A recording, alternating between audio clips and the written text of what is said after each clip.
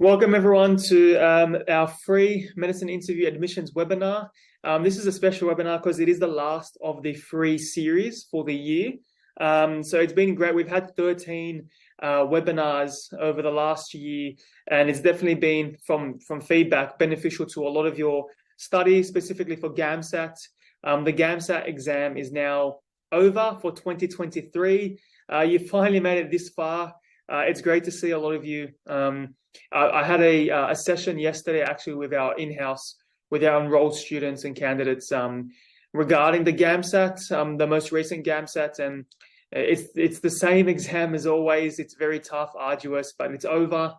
Now we switch our focus to the interviews. A lot of you in presence today of the webinar, and we had workshops recently as well, have interviews coming up. It's great to see a lot of you are thinking about you know what, you a lot of you have prepared quite well. I know interviews are coming up, I think this week and next week and the week after for postgraduate medicine. In the workshops, we had a couple last week and a few weeks ago as well, our virtual and in-person workshops. We were actually quite impressed. A lot of you have the capacity to score well in interviews. And to get an offer into medicine. So it's just about performing on the day. So today's session, we are going to go through three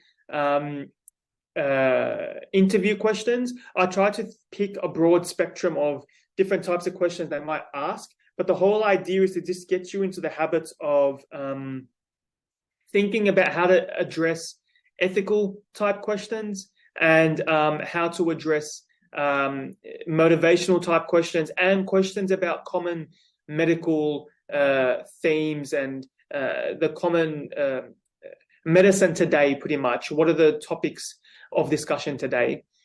So if you are interested in interview preparation, last minute interview preparation, you are welcome to contact me or the team at Institute of Medical Education. We can help you with, we do provide courses and programs. We're not going to go through most of that today anyway, but you can go on our website and have a look and we can help you out. We do have an online course. Our workshops are finished. We were sold out last time around as well, but we do have a mentorship program with private tuition. But if you're interested, just contact me for a private and confidential chat. So these webinars are recorded. So just keep in mind, you will receive a link soon, hopefully tomorrow or week after, to access this video. But for those watching along later on in the future, this will probably be accessible via YouTube and other social media channels. I was going to say you can join the webinar mailing list, but the mailing list is going to be defunct after this, obviously, after we send the information, because it's the last session, the last webinar. It's been a pleasure having you attend over the last year. And it's been great to see a lot of you actually have had to drop off the mailing list because you've actually received entry into medicine and offers to medicine, which is great to hear. Cool. So, you would have seen down here our association with Studia. Talked about this at length in the past. So, Studia Education are our partners, and they do facilitate the release of our pre-medical material, and obviously facilitate the running of our pre-medical material. And they kind of do help out in that sense. So Studio does offer courses and programs for high school students who'd like to enter university, and also via the UCAT undergraduate pathway. But if you would have noticed that a lot of our pre-medical material has moved on to studia.com.au. It's just easier because we want to leave our IME website for the clinical side, whereas our pre-med is going to be found here. You can still find all our material online at YouTube, Facebook, and LinkedIn. Just look up Institute of Medical Education. You'll find us there. You can find us on Instagram and TikTok at Studio Education. We've been posting lots of cool tips for interviews as well. I'll be posting one very soon with more tips for how to address your interviews. And if you are in the Gold Coast, you can visit us. We're in Benoa. It's about a 5-minute, 10-minute drive from Surfers Paradise. You can come say hi. Just let us know so we can accommodate you. And if you are an enrolled student or candidate, we do have in-person classes. You can have them in person or remotely via Zoom. But today we're going to discuss 3 example medicine admission interview questions. You're all welcome, if you are in attendance today, to chime in and let me know your thoughts. And for those playing along at home, you're always welcome to post comments down in the comment section or email us directly. I'll have details for the email link at the end of the session, but we can at the end as well address any of the questions you may have. So with medicine admissions interview, so interview is the final hurdle and it contributes to 50% to your medicine entry offer. Now, I say this all the time. I said this in the workshops last week and the week before. I've said this to the candidates enrolled in our programs. Why would you spend 3 or 4, some people would say 2, 3, 4 years preparing for GAMSAT when it's only going to make up probably maximum, I'd say 30%, 35% of your entry into medicine, not your offer for interview, but your entry into medicine. So generally most schools give it, so 25% GAMSAT, 25% GPA, 50% interview. So why would you spend 3 years preparing for GAMSAT but only 2 weeks for your interview? So for those of you who don't have interviews, who didn't receive interviews this year, just start preparing for your interviews now. Start thinking about what you're going to come across. Thank you for those who are attending because you're definitely serious about your prep. To those who don't have interview offers, just think about your preparation. For those who do have interview offers, I mean, it is too late. You've got 2 weeks, but it doesn't mean you can't do as much as you can now to help improve your score. So most students do spend a lot of time for GAMSAT. So the point I want to hit across today is that you need to spend, if you're not spending much time on your preparation for your interviews, do it. Please do, because you're going to reap the benefits, and you're going to do everything you can to get into medicine. I mean, you should be preparing a few months beforehand, but I mean, if you did get your interview offer recently and you only started preparing recently, don't worry. It's not doom and gloom. It's just an uphill battle. It's much easier if you prepare earlier. It just becomes a little bit harder if you prepare. You don't give yourself much time. But there are ways we're going to learn today to help you prepare and to excel in your interview. Now, one big tip I give students is that interview questions, they assess the core competencies required of a doctor. So if you're going to be interviewing for, say, a university in far north Queensland, they're going to have different competencies, assessing different competencies than, say, for a university in metropolitan Sydney. Because you'd appreciate that a university in far north Queensland might want to be focusing a lot on tropical medicine, a lot on Indigenous communities and and a lot of Torres Strait Islander communities, or just different types of diseases and different types of approach to medicine, then as opposed to a university based in, say, Sydney, where you're going to be dealing with a lot of, let's say, standard care that you'd expect to see in cities. Whilst you are going to be taught rural medicine, there might be more of a focus for different universities, like, let's say, for example, University of Wollongong, which has a very large rural basis. So you might get questions that are specific to the rural setting. But a lot of universities are MMI, so multi-stationed. So they might all focus on rural, maybe focus something on motivations, focus something on your empathy, focus something on teamwork, focus on clinical scenarios. So they're going to cover all bases. So make sure you cover all bases. But today we're going to go through three topics and hopefully give you some tips to help you, last minute tips to get you going for your interviews that might be coming up. Okay, so the first interview question, so it's going to be based on motivation. So with motivation type questions, they center around, I would say, trying to suss out whether or not you're a good fit for that school. Now, when I say this, you need to make sure that you have a lot of anecdotes ready. And when I say anecdotes, try to be as specific as possible. Because if you're not specific, the assessor might say, you could have just memorized that. You probably went online and you memorized it. The best way to sound genuine is to actually be genuine. But at the same time, try to be diplomatic. Because if you give away too much, you might come off as somebody who might not be what they're looking for. So just try to be diplomatic in your answers. But generally in motivation type questions, they kind of center around, do you know what it means to be a doctor? And do you really want to be a doctor? And in that sense, if you do want to be a doctor, prove to us you want to be a doctor. So I've picked two common questions that I've noticed in the past when working with students over the years that tricks up a lot of students. One of them is, why did you not choose to pursue another healthcare profession, such as a physiotherapist or a nurse? And the other is, who and or what has influenced your decision to study medicine? Now, we have a comment from Ramsha saying, can you please elaborate further on being diplomatic in your answers? Now, when I say be diplomatic, now, if they ask you a question saying, what's the worst time in your life? And you say something like, and let's say, what's the worst time in your life? And you've learned about, and how have you learned about this problem, and how are you using it now in the future to better yourself? If you say the worst time in my life was when I was drink driving and I crashed a car and I killed someone,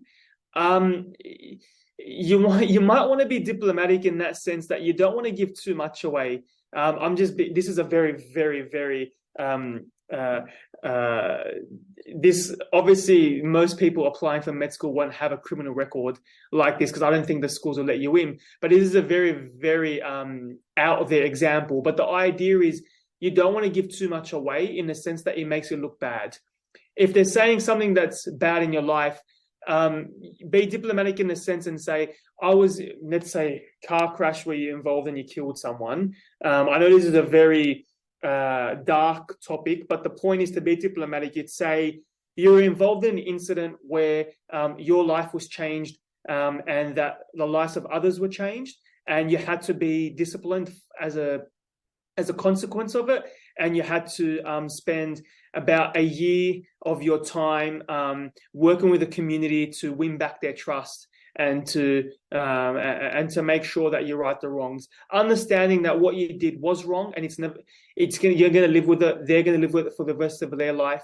But at least you've learned that upon reflection, you have to be apologetic and you have to learn from your mistakes. And what I have done to learn from my mistakes is X, Y, Z. You can see how you went from saying something very, very rash to saying it in a diplomatic way where you give enough away, but you don't give too much away. Because if you give too much away, you're going to sound like you're a terrible person. So that's what I mean by diplomacy. Be like a politician. A politician doesn't. The best way to say it is be like Scott Morrison. Scott Morrison, our former prime minister, he was very good at avoiding questions, and he was very good at being diplomatic in how he spoke and responded to questions. Does that help you out, Ramsha, or would you like more elaboration?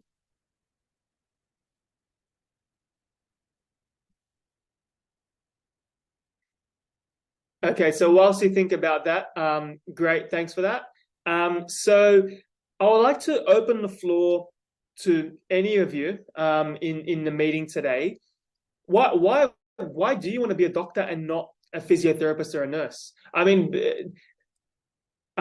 just be honest. Why do you want to be a doctor? I mean, it's open. The floor is open to any of you. If you like, you can just chime in. I know it might be a bit embarrassing, but that's fine. We're all friends here.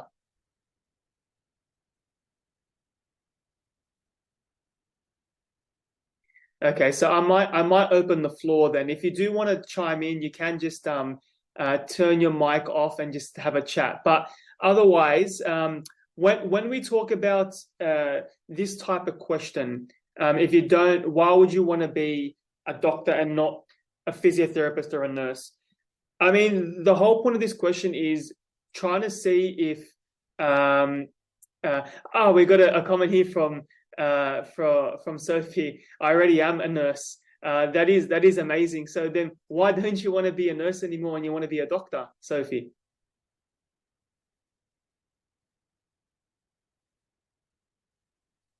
I'll just wait for you to chat your response. But this sort of question is trying to see if you understand that medicine is a multidisciplinary approach. A doctor is just as important as a physiotherapist and a nurse in this in a medical setting. So you don't want to denigrate your peers by saying that a doctor has more responsibilities than a physiotherapist or a nurse. That comes off as you're making it look like the doctor is better than the physio or the nurse. Or you saying something like doctors can diagnose diseases, but physiotherapists and nurses can't. That's not true. A physiotherapist can diagnose your back pain, so can a nurse. And you can't say things like, let's say the doctor is the doctor has can specialize, whereas nurses can't specialize. That's not true. You've got different kinds of nurses. You've got enrolled nurses, registered nurses, nurse practitioners, nurse consultants. Nurse practitioners, they can prescribe drugs. So if you say doctors can prescribe drugs, that's false. So nurse practitioners can prescribe drugs. Nurse consultants have a very, very massive role in managing the wards. We've got a comment here from Sophie. Sophie says she's a paramedic, which is awesome. And just being in the field and limitations of my career made me want to pursue medicine so I can expand my knowledge and feed my curiosity.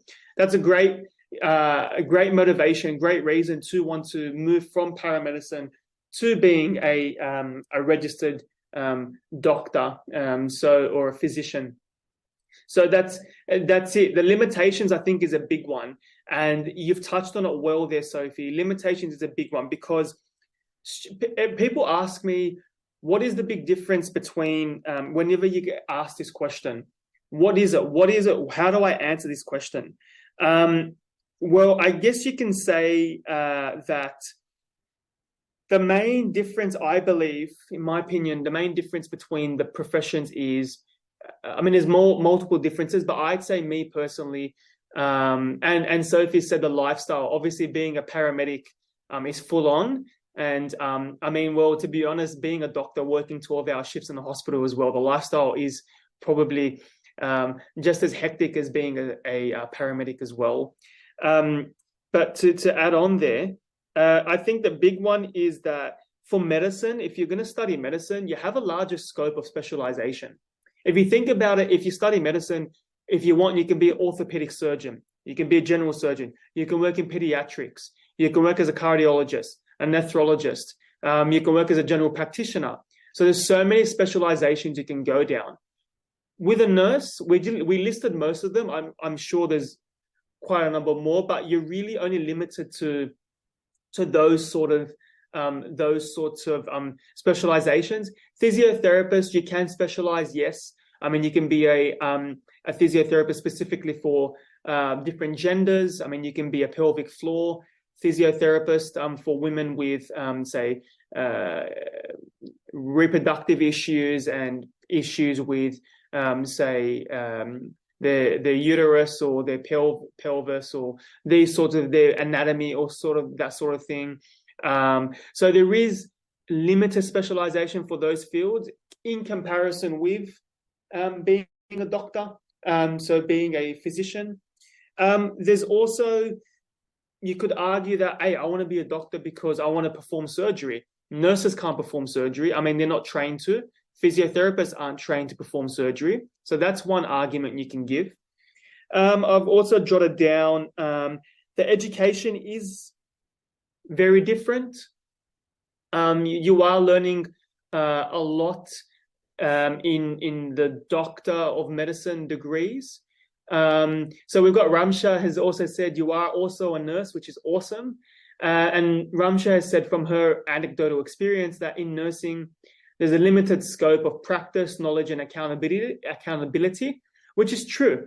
Because in the MD programs or the specialization programs for medicine, you're formally trained in medicine and you spend years on studying different diseases and how they're managed. As you said there, Ramsha, as well, with nursing, it's more a holistic approach to care. So it's a bit different to the doctors. And when you're really working together, doctors do, at the end of the day, take a more full responsibility. It doesn't necessarily mean they can't work in a multidisciplinary team. They have to take more of a responsibility when the push comes to shove. They have to take charge, but that doesn't mean they can't take thoughts and inputs from the physiotherapist and nurse. But the doctor should, at the end of the day, take charge. Is there anything else you guys can think of? You can comment it or you can speak it. I'll give you a moment or two. Or if you like, you can tell me who and what has influenced your decision to study medicine. So you can let us know as well who's influenced you to be a doctor. Might give you time to write. So I'll just start off, and you can probably post in the comments as well, and then we can go off who your influences were to be a doctor. But this sort of question, when it says who and what has influenced your decision to study medicine, you can say anything as long as it's personable. They don't care who influenced you. With these sorts of questions, I think it's important you let them know who's influenced you or whatever it is or whatever the moment was. But you need consistency here. If you're going to say you want to be a pediatrician here, you don't want to sit here and say, I want to do orthopedic surgery. If you say you want to be a pediatrician, and then let's say, for example, oh, when you were younger, a pediatrician treated you so well, that's why I want to get into pediatrics. But when I finish university, I want to specialize as an orthopedic surgeon. Be consistent in your story. So we've got a comment here from Ramsha. The reason what pushed you into studying medicine. Nurses help facilitate care and treatment, but doctors use their critical thinking and their knowledge to diagnose patient disease and treatments. That is very true. And that's definitely a way you can approach the first option, the first question, sorry. And with this sort of question, if you are going to say, what do you want to do? I'll give you an example just off the top of my head, how I would approach this question. I would say, when I was younger, I was very sick. My parents kept taking me to the doctors. I was in and out of surgery, had my tonsils taken out. I had, appendix taken out as well. I saw a lot of pediatricians. I was treated with so much care by my pediatrician. They treated me like I was their child. And it was so amazing that it really, to see how the pediatrician dealt with my parents, how they worked with the team at the hospital, how they always looked after me, always, gave me chocolates and snacks as well, always made sure I was okay. And that really pushed me towards, working inside of a medical, in kind of a medical field. And at your university, let's say I'm studying at, I don't know which university, we're in Queensland here, let's say Griffith University. Specifically Griffith University, I know that your programs here at Griffith, then you tell them about the programs at Griffith, and you'd say, well, I understand that you're aligned with the Gold Coast University Hospital. I know that they've got a great pediatrics center there, and talking to a lot of students, past med students at the school, I think it'd be your institution would be great to study at. And I feel as though after I finish my degree, I can specialize in pediatrics. And I know if I'd like to specialize in pediatrics, I'd have to go down this pathway and this fellowship with this organization. Can you see how you told them what influenced you, why that, how that led to your motivation to be a doctor, why the university applying for is going to help you be a doctor, and how when you finish studying at this university, what it's going to take to specialize as what you want to be. You want to show them that you understand, okay, I'm motivated to be a doctor. This is what I specialize in. your university can help me specialize this way, and this is the pathways I need to take to specialize as a pediatrician. So this is what you need to do to show them that you're motivated. Because if you just said, oh, when I was younger, the doctors were nice to me and that's it, you need to give them more.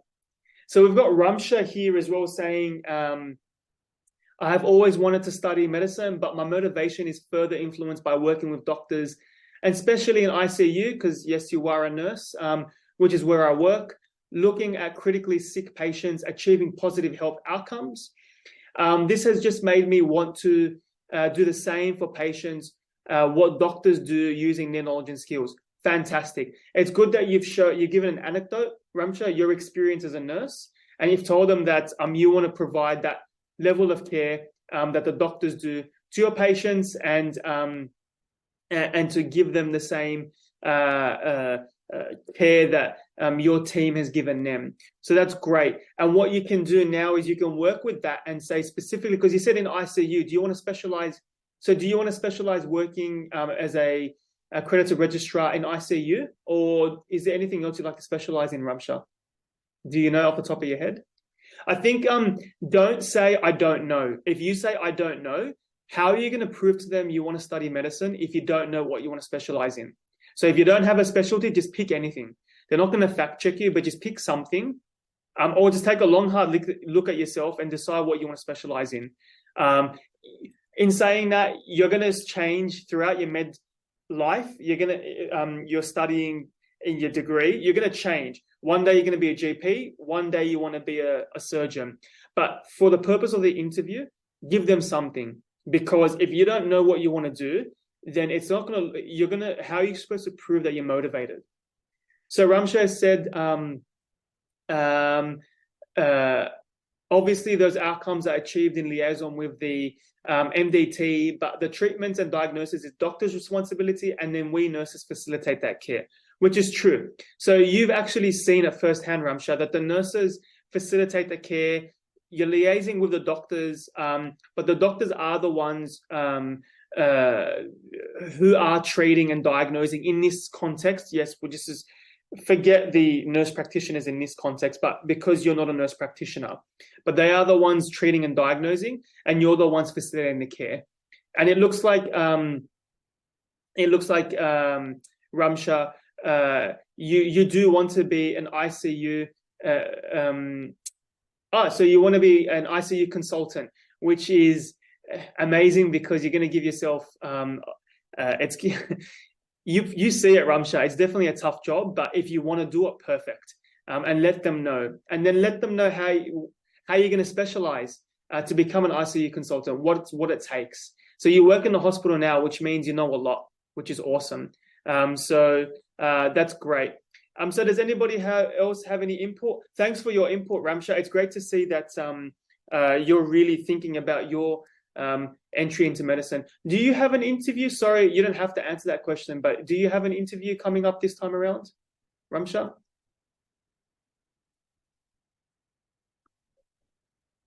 Do you have an interview offer as well, Beata? So yep, just sat Beta, and you've just sat GAMSAT this year, Ramsha, which is awesome. I know a few others in the chat do have offers for medicine this time around. So you don't have to tell me if you've got an interview or not. That's fine. But it's just been nice to see how, because we've had a lot of ever since ACER changed the rule where it's 4 years now, your GAMSAT score. For those in Australia, you can use a GAMSAT score from 4 years ago. I've noticed a lot of more students have come out of the woodworks with interview offers, which probably just means it's pushed the scores up. But yeah, just to summarize with these sorts of questions that evaluate your motivation to study medicine, please just come up with a few anecdotes, be personable. But if you want to show motivation, you have to understand what a doctor really is, what their job title is, what the job title is of all your colleagues in the multidisciplinary team, what their job is. And also know what you want to do. You want to be a doctor, but what kind of doctor? What do you want to specialize in?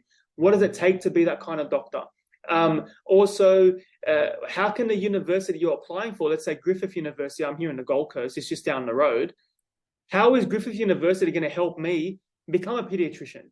What is it about the course? What's their clinical rotations like? What's their education like in terms of when do I do the rotations? Do I do, is it very, very content heavy the first couple of years? Is it spiral learning, block learning? How is that going to help me be a pediatrician? So to show them you're motivated, show them you know what you want to do, you know about their medical program and how their medical program can help you, and what you're going to do after your internship year and how that's going to help you become your specialty that you want. If you have any questions, please post them in the comment section or here in the comment section in the chat today or in the box below on social media. But we'll move on to interview question 2. You are welcome, obviously, to chime in if you like as well with more of your input. But question 2 is a topic, every year I get students asking me this kind of question.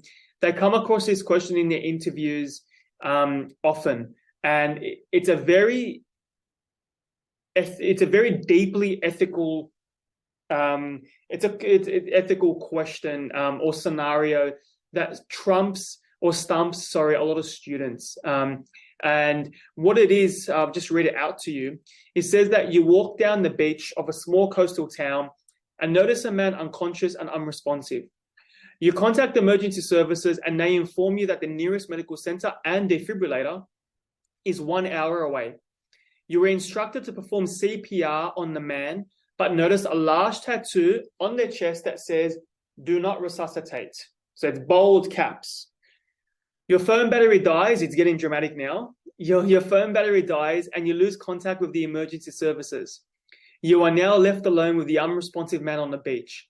Explain what you would do in this situation. Now, look, I'll open the floor. Just give me your thoughts to all of you involved here. What are your thoughts about this very highly ethical scenario? You'd appreciate it's definitely a very it's a difficult scenario to be involved in. You've been told someone's unresponsive. You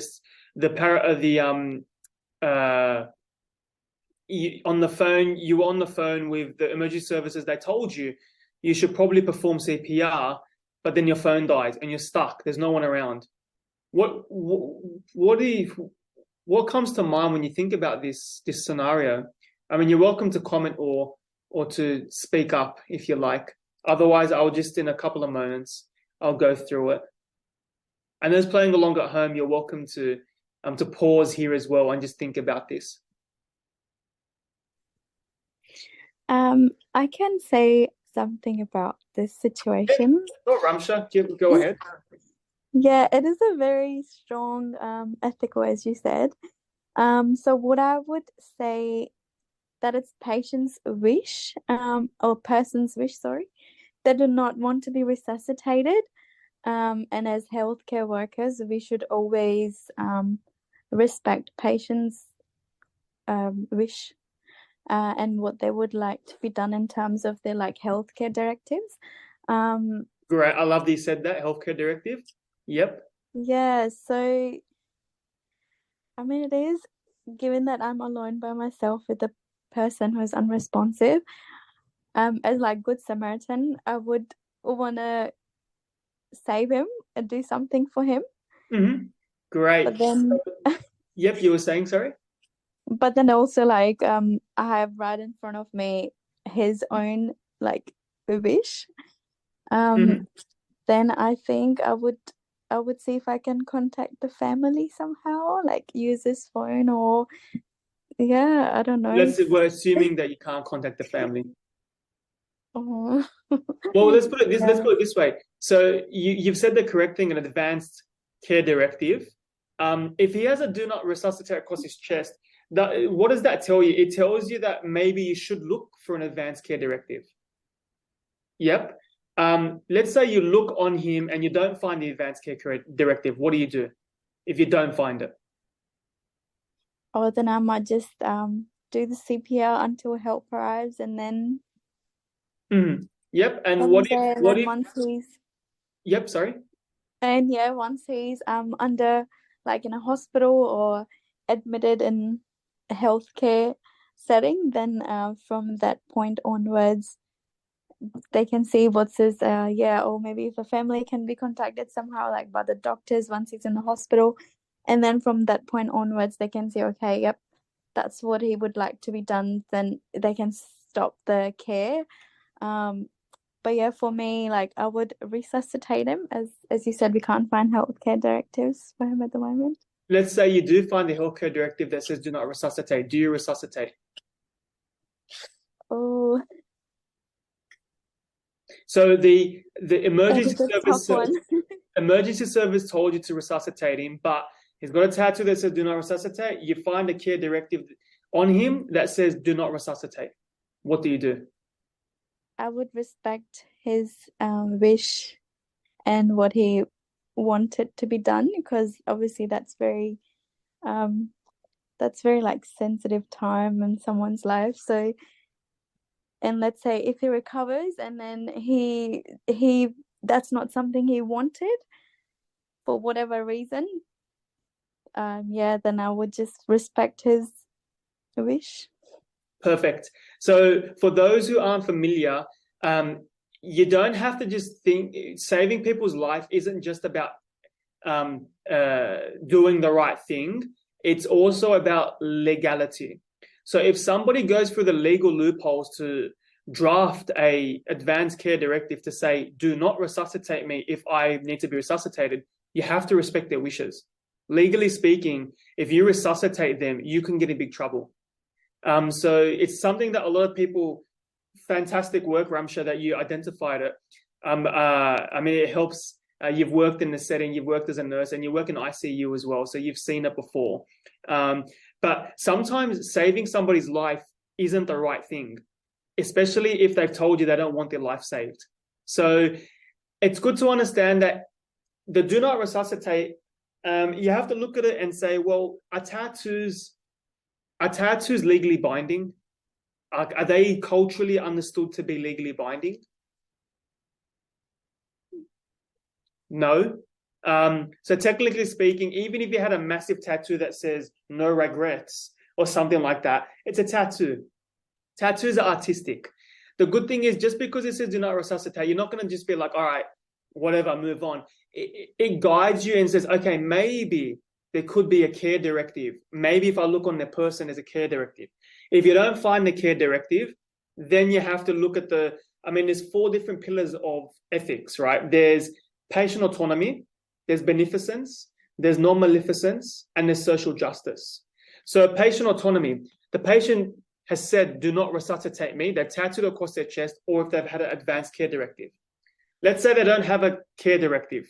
All you have is the tattoo. Me personally, if I had no care directive and it was just a tattoo, I'd probably resuscitate, because technically speaking, the tattoo, it isn't a formal declaration. It's a very informal artistic thing. Also, let's say beneficence. They're unconscious, so if they're unconscious, you don't have next of kin, you don't have anybody to talk to, you don't have an advanced care directive. Beneficent, you save their life, because at least if you save their life, like what you said, Ramsha, if you at least resuscitate them when they're alive, they can give you more information and talk to you. And maybe you can get more information from the next of kin in the hospital when you have them conscious. Non-maleficence, you don't want to do harm to him, but the good thing is you're protected by the Good Samaritan Act. So in this scenario, even if you did, under duress, try to save their life, and it's proven that even if they did have an advanced care directive, you couldn't find it or you didn't understand what it meant, you still get protected by the Good Samaritan Act. In Australia, we're very lucky that you're protected by this act. In other countries, not so much. I'm not going to name them, but there's some very obvious countries where people are dying right in front of you and they're like, no, I don't want to get sued. I don't want to get sued. In Australia, we're a great bunch. We love to help each other and our common man and woman. So if you look at social justice, the community would want you to revive him. Because the community, the general consensus is they wouldn't assume a tattoo is legally binding. And culturally speaking, again, it's not a cultural thing where tattoos constitute a legally binding health directive. So I wouldn't, again, the tattoo would just be like a clue. Maybe there is a directive. If there isn't one, resuscitate. Now, with these types of questions, how do you approach this question, especially a barreled, loaded question like this where it's a lot of ethics? The way I teach it is for these sort of ethical scenarios, it's first things first is always best to identify all stakeholders, who's involved. So you can use frameworks here. One framework I use is the IDEA framework. So that's identify, determine the ethical principles, explore your options of what you do, and action is what would you actually do. So if we identify stakeholders, who's involved here? So let's list them. Who's involved here? So you're welcome to answer, turn your microphone on and let me know who's involved. Or you can post it in the chat box before I let you know who's involved. Who are the main people who are involved? So I'll get the ball rolling. You're involved. You're the first person because you're the one instructed to conduct CPR. Who else is involved?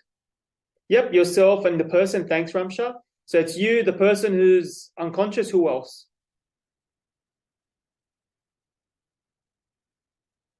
The medical authorities have told you to perform CPR.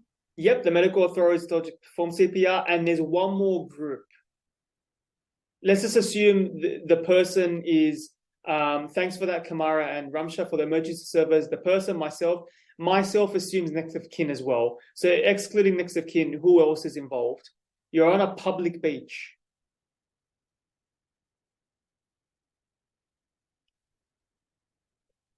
The public, that's right. Yep. So thanks for that, Sophie and Ramsha. Definitely the public. So we want to now explore your options from those four groups. So let's say from your point of view, let's say to determine the ethical issues from your point of view.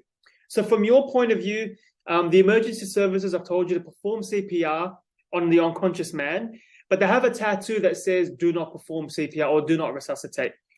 However, you're not a doctor. Let's just assume you're a medical student. You're not a doctor, and therefore you're not under any legal obligation to provide first aid. So technically speaking, you don't have to provide first aid.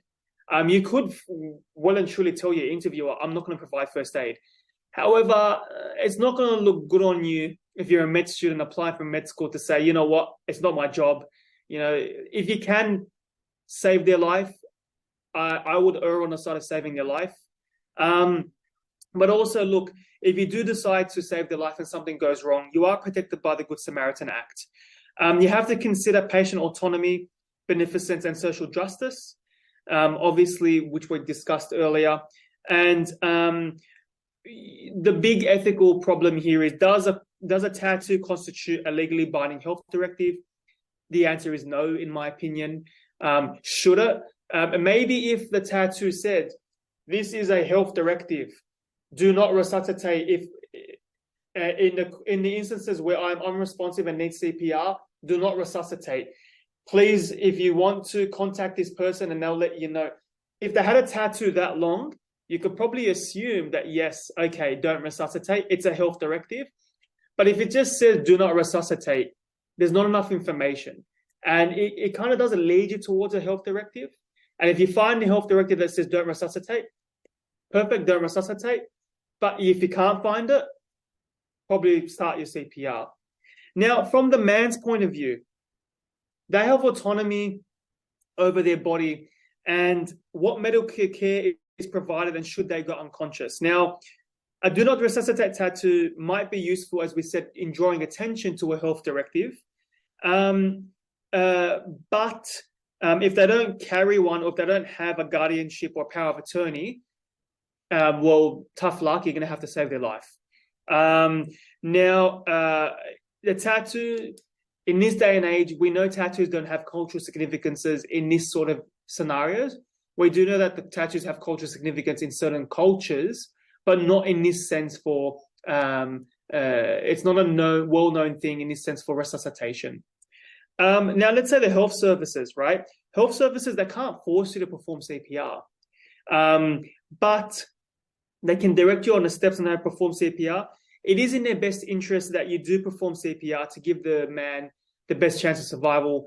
And if we look at the public as well, most tattoos don't constitute a legally binding health directive, and the public would expect you, if capable, to perform CPR. If it is ambiguous, do not perform.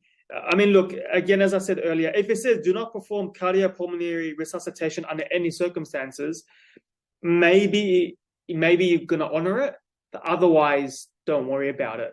Now, look, if you do have trauma from these sorts of things, no one expects you to perform CPR.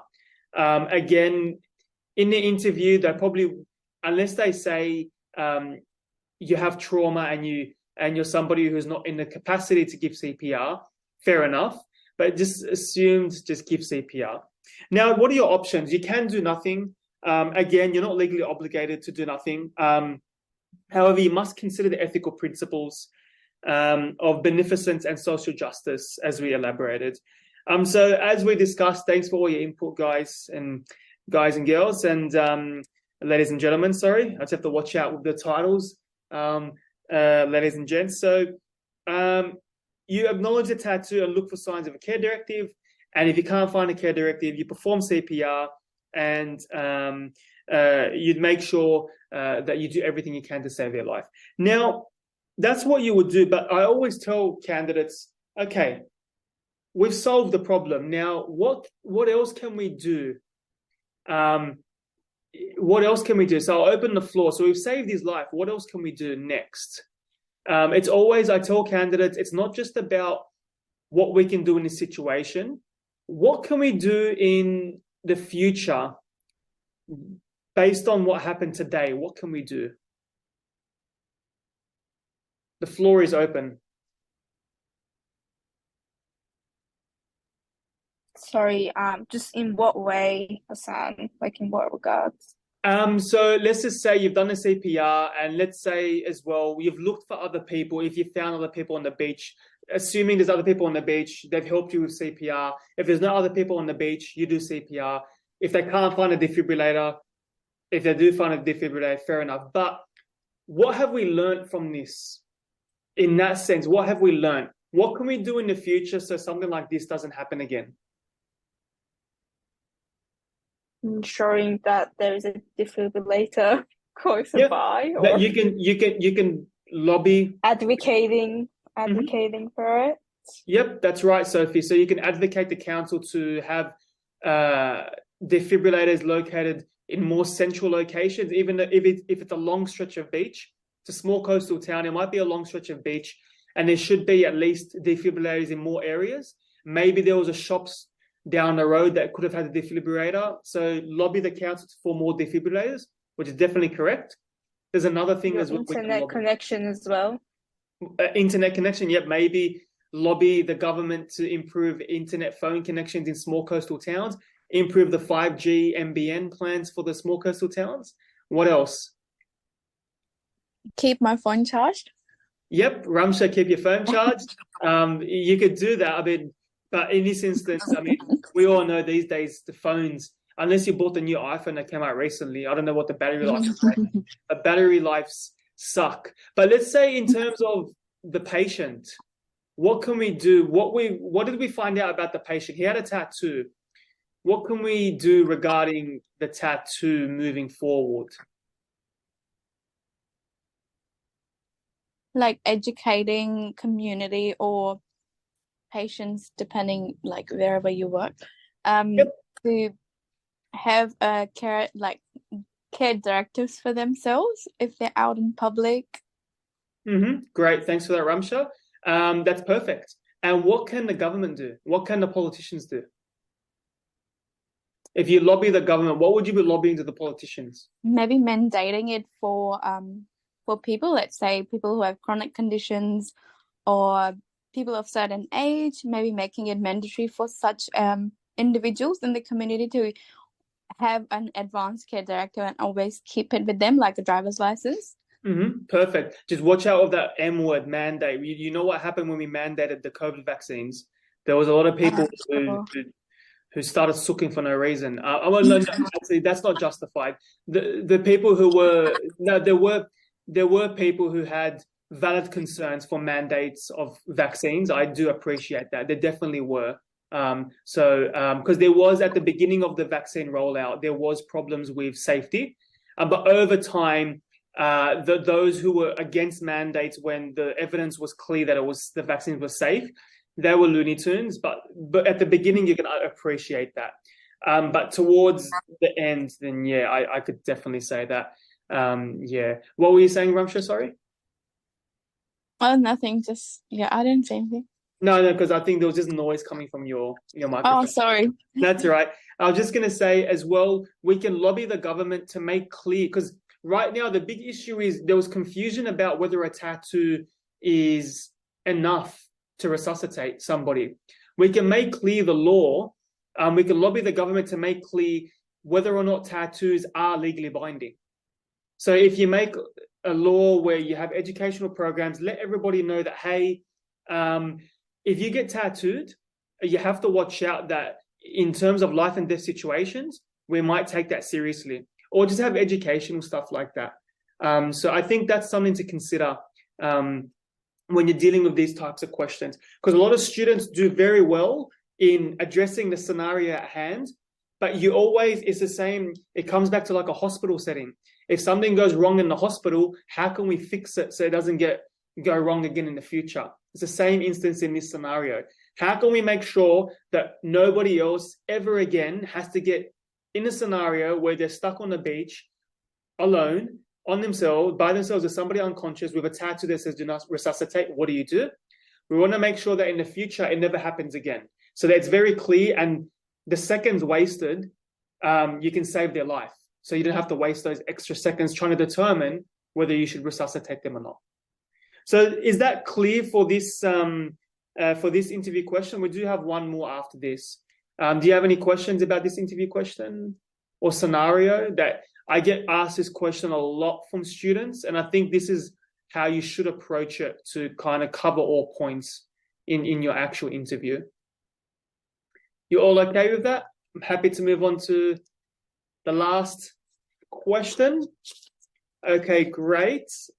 So in the last, let's say, we'll give it about 10 or so minutes. It says here, the question says, whilst there have been improvements, obesity is still a challenging public health issue in Australia. Now, discuss the impact of COVID-19 on obesity and propose your own solutions. Now, this is why I say you have to give yourself a long time to prepare for your interviews, because you might get questions about current health issues. And if you don't know much about current health issues and what's going on around the country, or let's say in your state, at least for the university you're applying for, you're going to have a bad time. Let's open with these sorts of questions. Remember what we said. Let's identify stakeholders. So I'm going to open the floor to all of you. Who's involved here? COVID-19, obesity in Australia. Who are the important groups involved? Population. Yep. So sorry, Ramsha. Yes, the population. Government, as they were doing the restrictions and isolations. So you said population. Can we categorize that? Can we subcategorize population even further? Is everybody in Australia under the same conditions? No. So who do we have? So we've got the general population. Who else do we have? Obesity, people with obesity. Well, let's look at it from a geographical point of view. We've got general population, and who else do we have? So let's say you've got metropolitan, and then you've got something else. Oh, sure. So metropolitan rural populations. Yep. And what about our vulnerable populations? Who are they? Indigenous populations, so Aboriginal and Torres Strait Islanders. Yep. So you can see how we've got general population, rural, Indigenous, so Aboriginal and Torres Strait Islanders, so the ATSI. We've got the government, and who else? So if we're talking about obesity, COVID-19, who else? Not just the government. Who's involved here?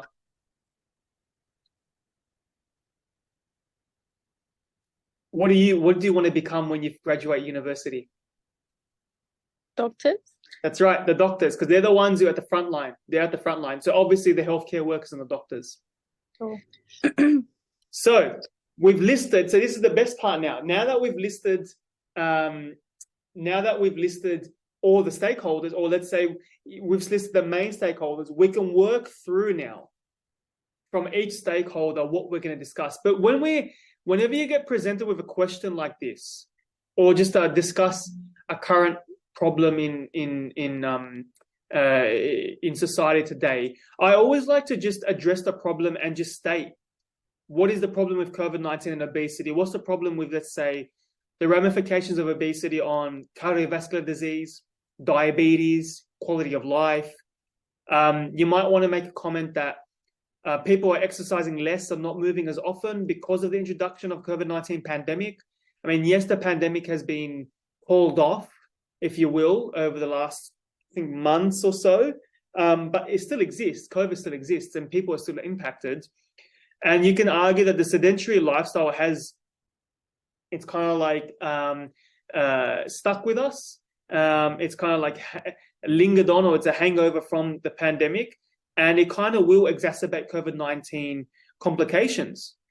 So let's talk about so with these sorts of questions, how do you address this? I always say this is how we address these types of questions. One, identify stakeholders and give a definition of COVID-19, obesity, what the problem is. Then you want to say, okay, what are we doing? So what are we currently doing from the different stakeholders' point of view? So from the general population, identify the issues in the general population and what we're doing. Same thing with rural, ATSI, government and doctors. Then you want to say, okay, what's working? Then what isn't working? And what should we be doing to fix it? So I would say identify stakeholders, identify from their perspective, what are we doing, what's working, what isn't working, and how can we fix it? So let's start off with the general population. How about I ask you, would you consider who would probably have a more obese population, the rural population or the general population?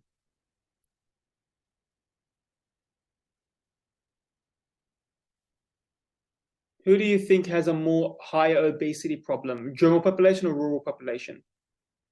Metro, general population people. Why would you think metro? They're often less active. I mean, it depends on where the rural place it is. Like if you're talking about Alice Springs and stuff versus where there is like North Shore, New South Wales. Some of them are very active. So let's say you're going to be in a very, very rural, remote area. Let's say 9 hours inland in Whoop Whoop.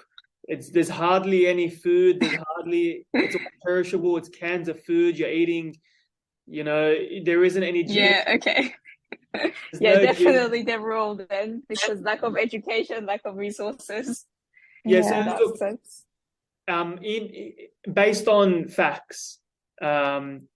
the facts, rural communities, I think, specifically, I think Dubbo and Bathurst, I've looked into this, a large proportion, I don't know if these numbers are correct. Please, if you have the correct numbers, you can post them in the comment section. But I think about 80% of people in those communities are considered obese or overweight. So a large proportion are, as opposed to general population, I think 2/3 of the general population is considered overweight or obese. We're one of the most obese countries in the world, actually. Probably, I think, the top 5, I'd say, Australia.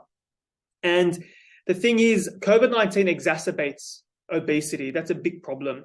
But the issue of rural communities, and you can say Aboriginal and Torres Strait Islander communities as well, is that there's not enough. There's a lot of perishable foods, just canned foods, full of salt, full of fats. There's no gyms. Shops close earlier, no access to proper foods. They don't go to the doctors. A lot of them, that rural stoicism. The idea that I'm fine, she'll be right. There's not that many GP services, so they don't really see the doctor that often. You can say the same thing with Aboriginal and Torres Strait Islander communities. They have a big mistrust with medicine for obvious reasons. The Australian government has absolutely destroyed, Australian policies in the past have destroyed Aboriginal communities. We can go down to stolen generations, castrations. A lot of Indigenous communities do distrust modern medicine, especially. They have intergenerational trauma. The clinic doesn't cater to Aboriginal and Torres Strait Islander people needs. It makes sense. And that's another big thing a lot of candidates miss. Does the clinic have like a medical liaison officer for Aboriginal and Torres Strait Islander communities? More often than not, they don't. I mean, we're getting better, but some don't.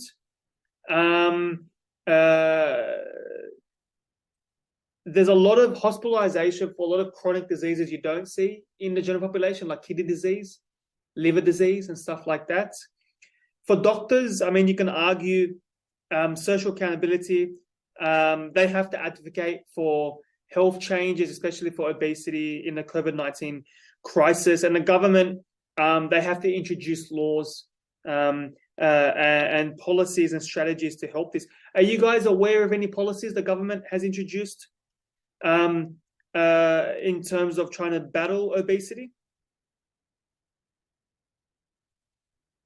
I mean, because obesity can cause cardiovascular disease and diabetes. So it's definitely a massive responsibility for the government to tackle it. And this is why I say you need a couple of months preparation, because you have to actually look into what the government's doing, the legislation, what's coming out. Do you have an idea of any? So the government did, I think last year, release the National Obesity Strategy.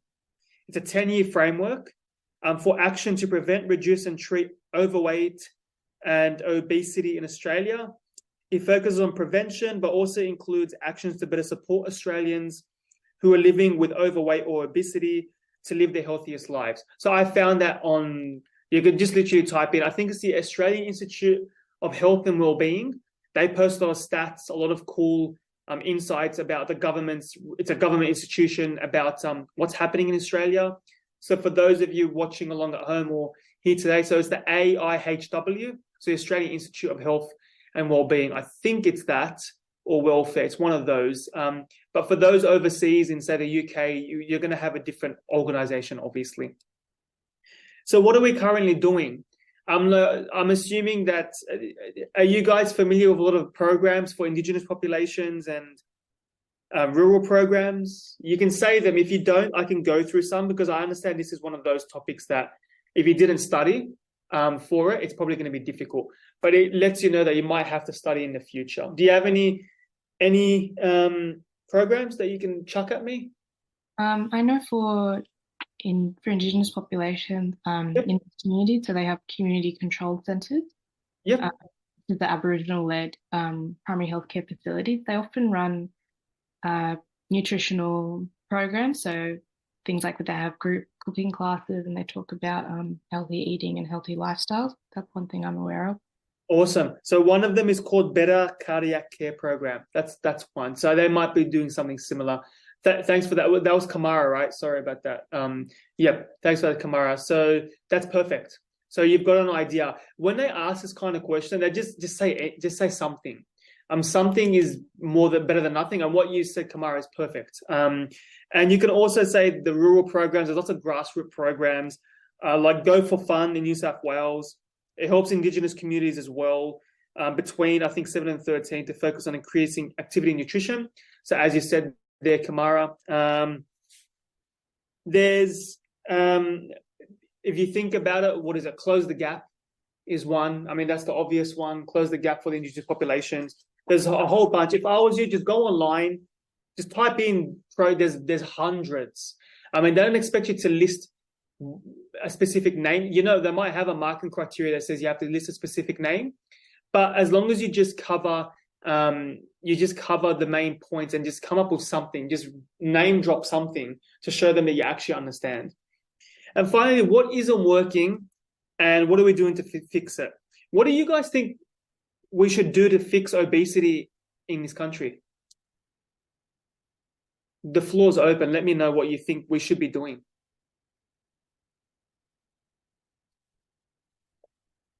Is there anything you'd like to introduce in the stores? Let's say at the supermarket. What would you like in the supermarket?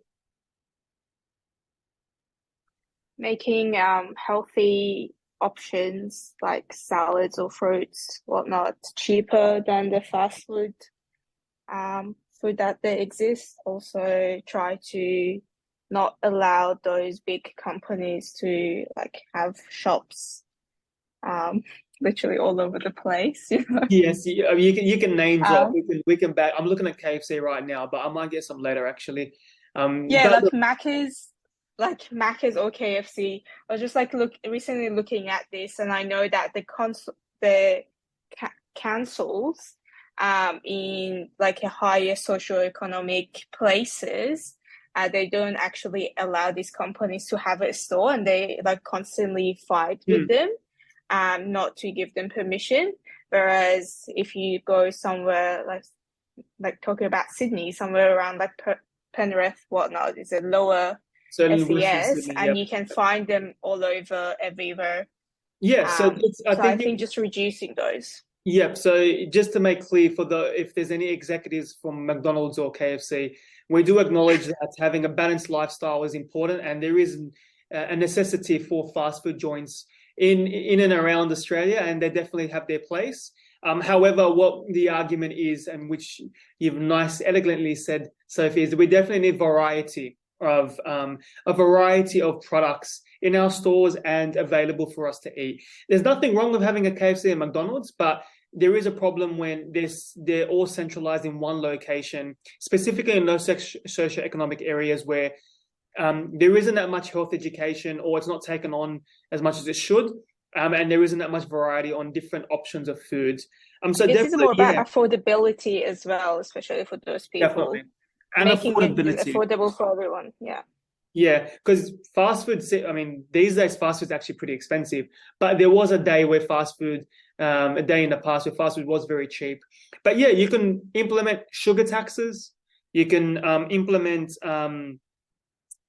responsible labeling on foods, like what you said, Sophie.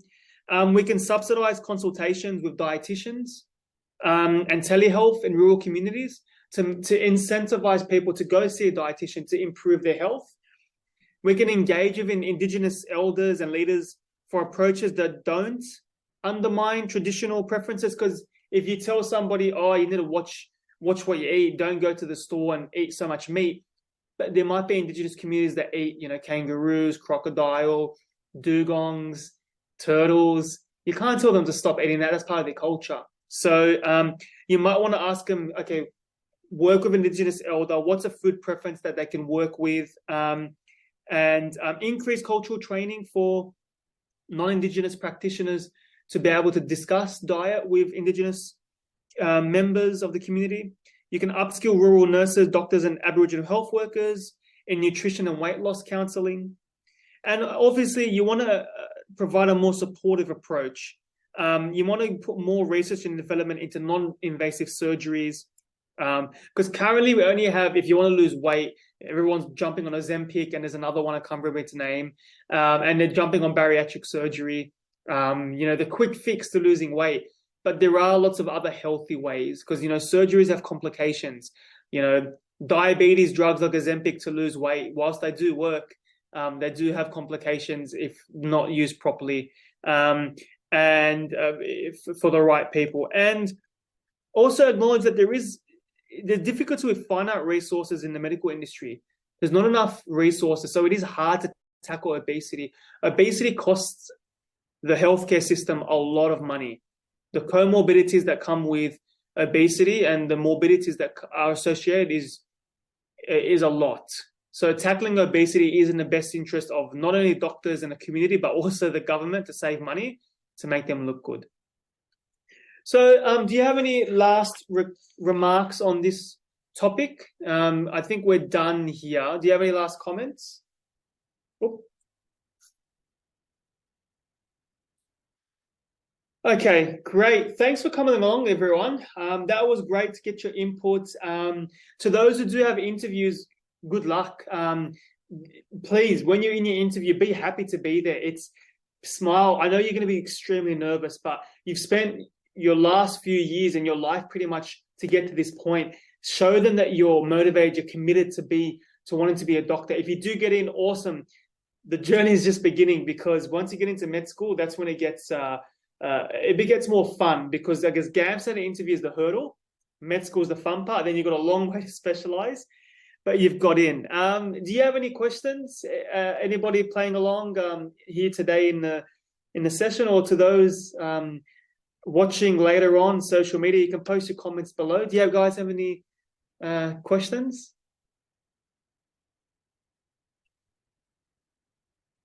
No. So look, if you are interested in interview courses, you can contact me.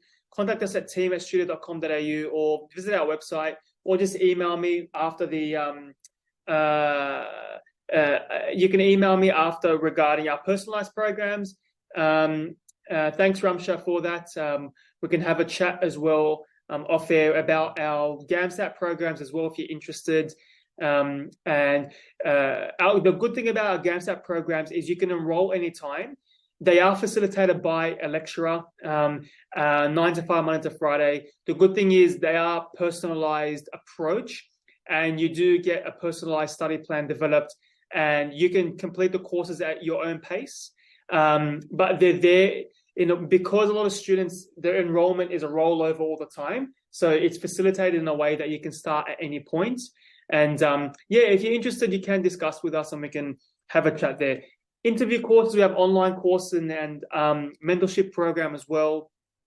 And finally, this was the last the last free webinar for the series. It's been a pleasure having you over the last year or so. A lot of students have actually got into medicine in the last year too, and to see a lot of you still on the journey. Don't worry, we're not going anywhere. We still exist. You can contact us at again via phone, or come drop by via email, say hi. But you'll be seeing us a lot on social media. I'll be very active on TikTok, Instagram, and YouTube. But until then, have a fun, fantastic evening, and have a great start to your spring, everyone. Thanks for coming along, everyone. I love having you, and we'll talk soon. Bye now. Take care.